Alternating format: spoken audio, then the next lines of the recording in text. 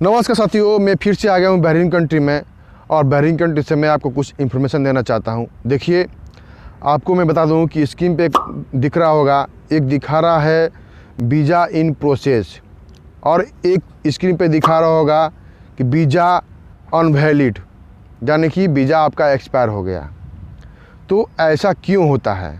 आपका क्या रीज़न हो सकता है कि आपका वीज़ा जो है कुछ दिन पहले प्रोसेस में दिखा रहा था और उसके बाद कुछ दिन के बाद आपका वीज़ा दिखा रहा है कि अनवैलिड, मतलब कि एक्सपायर हो गया, आपका वीज़ा एक्सपायर हो गया। तो क्यों दिखाता है, इन्हीं सारे टॉपिक में मैं बात करने वाला हूँ। चाहिए चैनल को सब्सक्राइब कीजिए, लाइक कीजिए, शेयर कीजिए, अपने भाई को सपोर्ट कीजिए। देखिए, आपका भाई जो है बहरीन कंट्री से इन्फॉर्मेशन दे रहा है। ये बहरीन कंट्री का कुछ सीन ये लोग देख सकते हैं। ये है थोड़ा सा बहरीन कंट्री का सीन और आपका भाई बहरीन कंट्री से आपको इन्फॉर्मेशन दे रहा है। तो देखिए क्या होता है कि जो कि वीज़ा आप लोग मेडिकल करवाते हैं। अब पहले तो आप इंटरव्यू देंगे, इंटरव्यू देने के बाद आप मेडिकल करवाएंगे। मेडिकल कराने के बाद जो है आपका मेडिकल जो है जिस कंपनी में आपने अप्लाई किया है उस कंपनी में आपका मेडिकल जो उसमें भेजेंगे। भेजने के बाद वो कंपनी जो है आपका वीज़ा जो है अप्लाई करेगी। अप्लाई करने के बाद उसमें जैसे ही LMR में, यहाँ की जो LMR ऑफिस है, गवर्नमेंट की ऑफिस है, जैसे ही आपका वीज़ा जो है LMR में जाएगा तो उसके बाद ऑनलाइन जब चेक करेंगे तो आपका जो है वीज़ा प्रोसेस में दिखाने लगेगा। उसके बाद जो है कुछ ही दिन के बाद जो है नीचे आपका दिखता होगा कि मंथली फ़ीस पैड, अगर पैड नहीं है तो उसमें लिखेगा नॉट पैड। ठीक है, तो ये कंपनी जो है मंथली फ़ीस पैड करती है वीज़ा प्रोसेस में रखने के लिए। तो जैसे ही पैड करेगी तो आपका मंथली फ़ीस पैड फिर से ग्रीन टिक में आ जाएगा। ठीक है, तो ग्रीन टिक में आने के बाद उसके बाद जो है आपका प्रोसेस चलता जाएगा और कुछ दिन के बाद, जैसे कि 15 दिन, 20 दिन, 1 महीना या 1.5 महीने के बाद जो है आपका वीज़ा ऐसे दिखाने लगेगा। आपको ऐसे दिखाने लगेगा कि वीज़ा नॉट वैलिड, यानी कि वीज़ा आपका एक्सपायर हो गया। तो ऐसा क्यों हो गया? ऐसा इसलिए हो गया कि कंपनी जो है, मतलब कि पेमेंट जो है वीज़ा का पैसा नहीं भरी। अगर पेमेंट भरती है तो वीज़ा जो है आपका जो है मतलब दिखाने लगेगा एम्प्लॉयमेंट वीज़ा वैलिड, लेकिन कंपनी आपका पैसा नहीं भरी टाइम पे, इसके लिए जो वीज़ा है आपका एक्सपायर हो गया।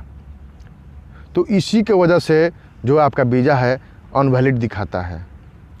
तो अगर किसी के साथ में अगर ऐसा होता है तो प्लीज़ जाइए, जो भी आपने एजेंट से अप्लाई किया है, जो भी आप ऑफिस से अप्लाई किए हैं, वो ऑफिस पे दिखाइए कि देखिए मेरा वीज़ा जो है नॉट वैलिड हो गया। ऐसा क्यों?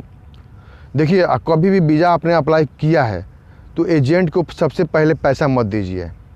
पैसा आपको एक भी मत दीजिए। गम का मेडिकल कराए हैं, ठीक है, कराए हैं, मुश्किल नहीं है, लेकिन आपसे एडवांस में अगर वीज़ा प्रोसेस में चला जाता है और अगर कोई एजेंट आपसे एडवांस में पैसा मांगता है तो एडवांस में पैसा मत दीजिए। जब तक आपका वीज़ा वैलिड ना हो जाए तब तक आपको पैसा नहीं देना है। यानी कि वीज़ा अगर वैलिड हो जाता है तो आपको बहरीन कंट्री आना ही आना है। अगर वीज़ा वैलिड नहीं होता है तो आप एक पैसा मत दीजिए। ये भी बात का ख्याल रखिएगा। ये बात सोचने वाली बात है, समझने वाली बात है, क्योंकि बहुत लोगों को मैंने देखा है जैसे ही प्रोसेस में चला जाता है तो एजेंट तुरंत फ़ोन करके बोलता है देखिए आपका वीज़ा प्रोसेस में चला गया, आप जल्दी 10,000 रुपया एडवांस जमा कीजिए, 20,000 एडवांस जमा कीजिए। तो ऐसा मत कीजिएगा, मैं आपसे हाथ जोड़ के रिक्वेस्ट कर रहा हूँ। ठीक है, तो इसका यही रीज़न है। मंथली फीस जो कंपनी है वो टाइम पे जो है पैसा जो है पैड नहीं करते। इसका मंथली फीस 2 बार में पैड होता है। एक फर्स्ट बार में पैड होगा, उसके बाद जो है उसमें लिखेगा कि मंथली फीस नॉट पैड।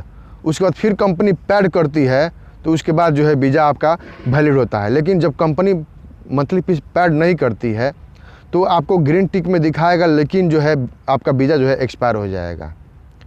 तो ये चीज़ प्रॉब्लम है। आप अपने कंपनी से, आपने जिससे स्पॉन्सर किया है या आप एजेंट से संपर्क किया है या ऑफिस के थ्रू संपर्क किया है, आप उनसे बात कीजिए कि मेरा वीज़ा क्यों एक्सपायर हो गया।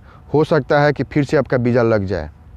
अगर उसमें टाइम लगा रहा है तो उसको भूल जाइए।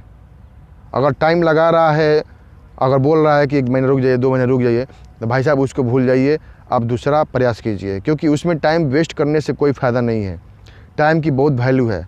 टाइम इंडिया में है, घर पे बैठे हैं तो आपको टाइम की कीमत मालूम नहीं है, लेकिन गल्फ़ कंट्री में आने के बाद आपको 5-5 मिनट की कीमत का जो समय है, 5-5 मिनट कीमत का जो वक्त है यहाँ पे आपको मालूम चल जाएगा कि कितना वक्त, कितना वैल्यू है यहाँ पर 5 मिनट का। तो इसलिए मैं आपसे रिक्वेस्ट करता हूँ कि कभी भी किसी एजेंट को पैसा पहले एडवांस में मत दीजिए। आपको मैं रीज़न बता दिया हूँ कि क्या रीज़न होता है।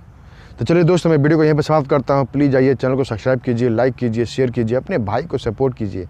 आप लोग अपने भाई को सपोर्ट नहीं करते हैं यार। इतना इन्फॉर्मेशन देता हूँ बहरीन कंट्री के बारे में, चाहे गल्फ़ कंट्री के बारे में, तो आप लोग जो है सपोर्ट नहीं करते हैं। प्लीज़ जाइए, एक लाइक कीजिए, कमेंट कीजिए। कमेंट का मैं रिप्लाई देता रहता हूँ हमेशा, तो जाइए कमेंट कीजिए। चलिए दोस्त, वीडियो समाप्त करता हूँ। जय हिंद, जय भारत।